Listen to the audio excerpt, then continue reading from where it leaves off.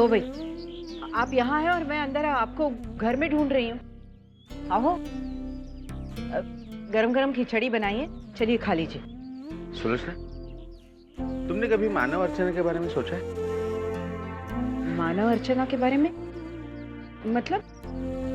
सुलोचना, अरे अर्चना और मानव आप पति पत्नी हैं। हाँ, लेकिन आप कहना क्या चाहते हैं, मैं कुछ समझी नहीं। तुम भी ना, वैसे तो तुम बड़ी समझदार हो, लेकिन कभी कभार बच्चों से सब बिहेव करती हो सुलोचना तुम। अरे और नहीं तो क्या, अगर ऐसा नहीं होता तो मुझे ये सारी बातें तुम्हें इस तरह से समझानी नहीं पड़ती। अरे भाई, मानव और अर्चना अब पति पत्नी हैं, एक साथ रहना, एक होना, ये उनका हक बनता है सुलोचना। अर्चु को तो तुम उसकी बीमारी में उसके घर से तुम उठाकर लेकर आई यहाँ। क्या तुम्हें लगता है कि हम उन्हें वो प्राइवेसी दे पा रहे हैं? आगो भाई, पता नहीं कैसे ये बात मेरे दिमाग से ही निकल गई। तो अब सोचो ना। देखो सुलोचना, किसी भी तरह हमें उन्हें वो प्राइवेसी देना बहुत जरूरी है, इसलिए मैंने सोचा है कि हम उन दोनों को कुछ दिनों के लिए घूमने के लिए भेज देते हैं। हाँ हाँ, क्यों नहीं, ये तो बहुत ही अच्छा रहेगा। देखा ही, हम यहाँ हैं, हम रह रहे हैं और हम बहुत खुश हैं। हमें कहीं नहीं जाना है, प्लीज। हाँ, आप लोगों को ऐसा क्यों लग रहा है कि हम यहाँ खुश नहीं हैं? हम यहाँ खुश हैं, तो हमें कहीं जाने की जरूरत नहीं है। अर्चु, अगर ऐसा काय करते तो समझने की कोशिश तो कर।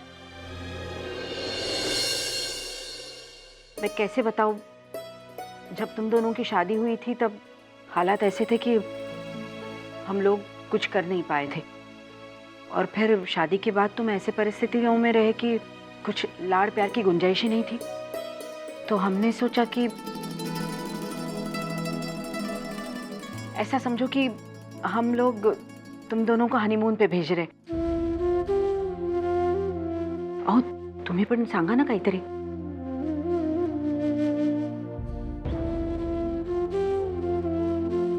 हाँ हाँ मानव बेटे, मुझे लगता है तुम दोनों को जाना चाहिए, क्योंकि एक दूसरे के साथ गुजारे हुए यही पल जिंदगी भर हमारा साथ देते हैं। बस आगे तुम दोनों की मर्जी।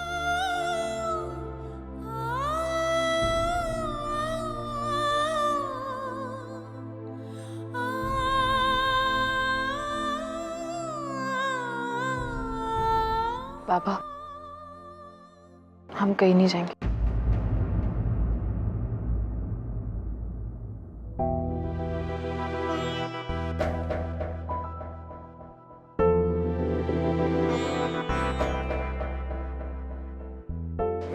मुझे एक जरूरी फोन करना है, मैं अभी आता हूँ।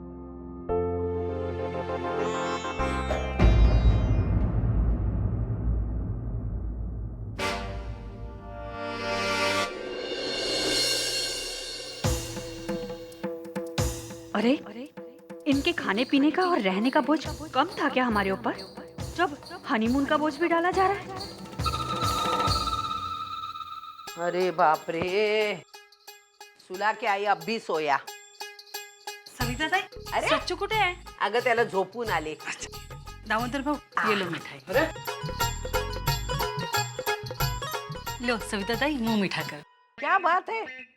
अरे तू इतनी महाकंजूस, इतना बड़ा बॉक्स, साथ में क्या बात क्या है? अरे सविता ताई, बात ही खुशी की है। मेरा पोता है ना, उसका एडमिशन हो गया है इस शहर की जो सबसे बड़ी स्कूल है ना, जिंगल बेल प्ले स्कूल, उसमें। क्या बात कर रही है? हाँ, इतनी बड़ी स्कूल है ना कि दोनों आंखें फाड़ कर देखो ना तो भी स्कूल समाती नहीं है आंखों में। और पता है, उस स्कूल में ना किसी अरे गहरे को एडमिशन भी नहीं मिलता। ऐसा क्या है स्कूल में? अरे वहाँ पर बच्चों के साथ साथ माँ बाप का भी इंटरव्यू लिया जाता है। और आपको तो पता ही है कि मेरा बेटा और बहू कितने पढ़े लिखे, कितनी सारी डिग्रियां हैं उनके पास में, इसीलिए मेरे पोते को एडमिशन मिल गया, वरना तो वहाँ पर एरेगर को खड़ा भी नहीं करते वो लोग। अच्छा जब मैं चलती हूँ, मुझे ना और जगह भी मिठाई देनी है। क्या नाम बताया उसने? Jingle bell play school. नाम कुछ भी होने दो, मेरा सच्चू उसी स्कूल में पढ़ेगा।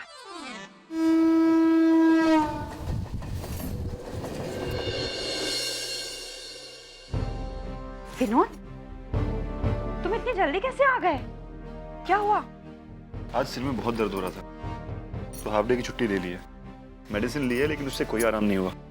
सोचा जल्दी घर आ जाऊंगा, आराम करूंगा, ठीक हो जाएगा। पर तुम क्यों इतना परेशान हो रही हो? तुम मेरा मुंह मत खुलवाओ, तुम्हारे लिए वही अच्छा है। वैसे भी सर दर्द कर रहा है ना तुम्हारा। जानना चाहते हो ना कि क्या हुआ है, तो जाकर अपने आई बाबा से पूछो कि क्या हुआ है।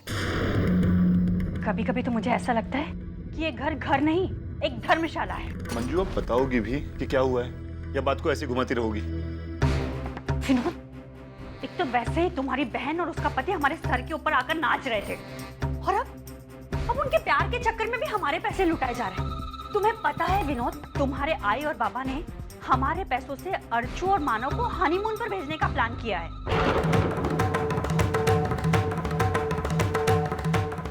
क्या बात कर रही हो तुम? सच कह रही हूँ विनोद।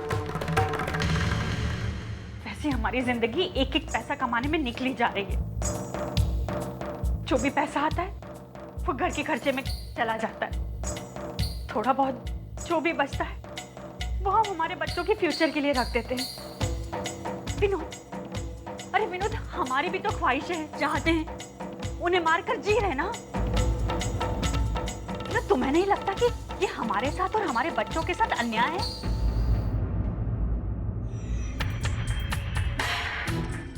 विनोद, तुम जाकर आई से बात करो। तुम ठीक कह रही हो मंजू, मुझे आई से बात करनी ही पड़ेगी।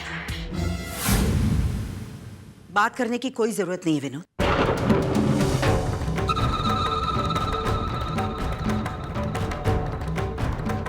मुझे तो ये समझ में नहीं आ रहा है कि बेवजह चिंता करने की तुम्हारी बीवी की आदत कब छूटेगी।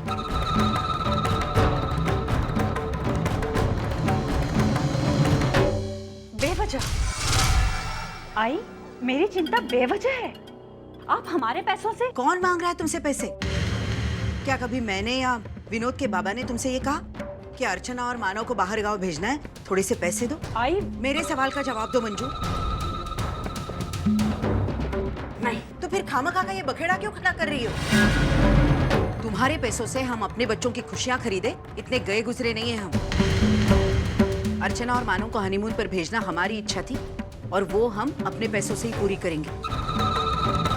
हमने अपने बुढ़ापे के लिए कुछ पैसे इकट्ठा करके रखे थे, उन्हीं में से एक एफडी तुड़वाकर हम उन्हें भेज रहे हैं।